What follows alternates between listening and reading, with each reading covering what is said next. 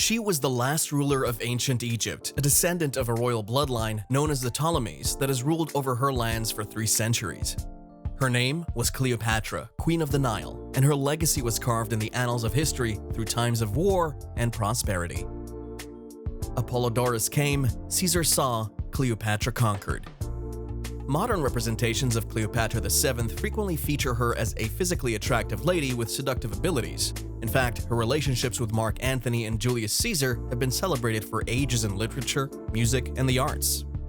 According to these documents, Cleopatra was an educated, bilingual female pharaoh who asserted her right to rule Egypt and other lands. When Cleopatra turned 18 at the end of her father's rule, she was crowned co-pharaoh. She and her 10-year-old brother, Ptolemy XIII Theos Philopator, jointly ruled Egypt from 51 BC to 47 BC, after the passing of their father, Ptolemy XII Aeolitis. She shared authority with her other brother, Ptolemy IV, from 47 BC to 44 BC. Her 3-year-old son, Caesarion, or Ptolemy XV, was made co-pharaoh in 44 BC after Ptolemy IV passed away.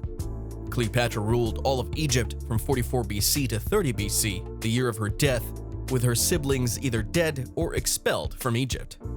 She was a monarch with good education, intelligent in many things, and spoke 9 to 12 languages. Cleopatra was fluent in numerous other languages in addition to her native Chion Greek, including Hebrew, Latin, Arabic, Parthian, Median, Syrian, and Ethiopian. She was able to properly connect with foreign dignitaries thanks to this talent of hers.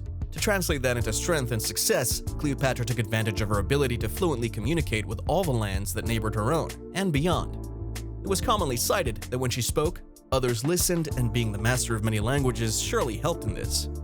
She was never dull to be around because she was interested in a wide range of things including arithmetic, natural philosophy, literature, logic, and many more. This meant she was able to master a broad scope of topics, and thus she could hold her own in a conversation with the brightest minds around. Combine this with her physical allure, and she was irresistible to the most resilient of people. Her gentle, entrancing voice was one of her most admirable qualities, according to Plutarch. Whether it was her ability to communicate or her seductive nature, her relationships with 2 of the most powerful Roman generals at the time, Julius Caesar and Mark Antony, she was regarded as a political seductress in Rome.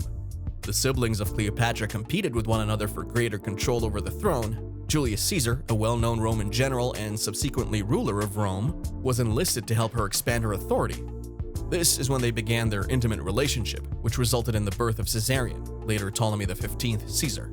To undermine her siblings, particularly her co-ruler Ptolemy XIII, Cleopatra leveraged her friendship with Rome. Caesar and Cleopatra joined forces to defeat Ptolemy at the Battle of the Nile in 47 BC. Ptolemy would eventually perish by drowning. Arsinoe IV, her younger sister, was banished to Ephesus and worked in the Temple of Artemis. Ptolemy XIII passed away in 47 BC, and her youngest sibling, Ptolemy XIV, took over as co-ruler.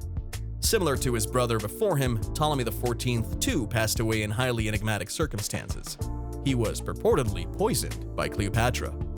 The baby son of Cleopatra and Caesar, Ptolemy XV Caesar, also known as Caesarion, was crowned co-ruler.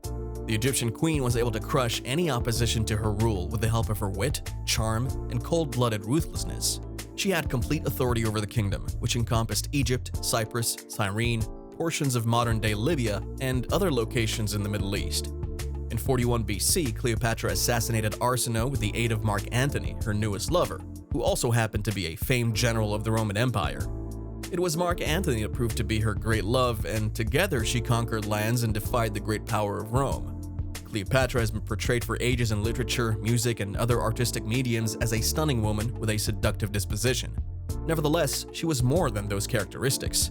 She was perfectly aware of how to achieve her goals. She was extremely bright and, if anything, was a far better ruler than her direct forebears. Cleopatra could not have kept people's attention for that long if she had merely been attractive. The Egyptian queen knew just how to blend her alluring physical attractiveness with an unrestrained level of intelligence. Combine that with her mastery of language, a captivating voice, she was able to persuade international dignitaries with ease. Her only goal was to advance the interests of her realm. Where that did not work, she resorted to brute force and decisive maneuvering. Even in death, Cleopatra would not let others dictate how she passed. On the verge of total defeat, her lover Antony, dead at the hands of the Romans, she locked herself up in a chamber. It It's written that while in the chamber, she committed suicide by allowing an asp, a snake of royal symbol, to bite her with its poisonous fangs. There she died with her 2 handmaids. Cleopatra was able to outsmart everyone in a male-dominated world full of strong individuals who wanted to see her dead. Learn from her traits and use them as your own. For more on history's finest minds, be sure to like and subscribe to our channel.